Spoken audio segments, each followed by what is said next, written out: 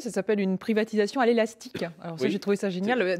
Comme quoi, en fait, quand on prend le temps de réfléchir, on arrive à trouver des solutions. C'est vrai que vous avez très bien résumé toutes ces péripéties. Finalement, la solution trouvée est plutôt une solution assez maligne, plutôt intéressante. Et surtout, la privatisation à l'élastique, ça veut dire qu'on démontre qu'effectivement, avec un peu d'imagination, on arrive à quelque chose.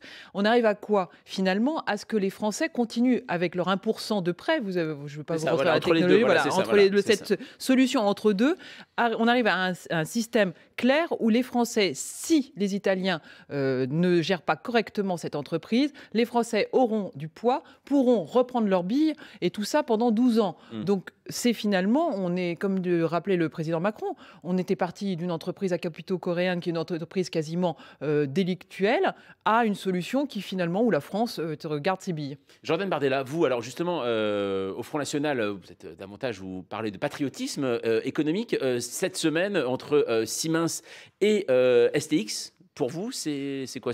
Écoutez, je crois qu'il n'y a pas de quoi se réjouir. En moins de 48 heures, la France a perdu une grande partie de sa grosse industrie, du moins ce qu'il en restait, puisqu'on sait que les gouvernements successifs ont laissé s'évader nos fleurons industriels à l'étranger, avec évidemment la complicité des gouvernements systématiquement. Et moi, je regrette que M. Macron traite notre industrie comme il traitait ses produits financiers chez Rothschild. En moins de 48 heures, la France a fait passer son TGV, encore une fois, intérêt stratégique du côté de l'Allemagne avec le rachat par Siemens. Et puis là, STX avec ce rachat par des investisseurs, encore une fois, étrangers. Alors oui, on peut défendre les intérêts de l'Europe, mais moi, je défends les intérêts de la France, et d'autant plus qu'il s'agit là d'intérêts stratégiques. Je crois que cette décision est regrettable, mais qui caractérise, somme toute, très bien monsieur Macron. Éric Meytou, justement, quand on entend finalement aussi ces arguments qu'on a pu entendre, on va parler de Siemens dans un instant. Aujourd'hui, c'est on brade.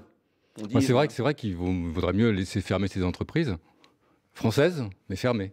Voilà, moi j'ai pas grand chose d'autre à répondre. Si Alstom a été racheté par Siemens et si c'est pas Alstom qui a racheté Siemens, c'est parce que Siemens est une entreprise qui roule et Alstom une entreprise qui roule pas.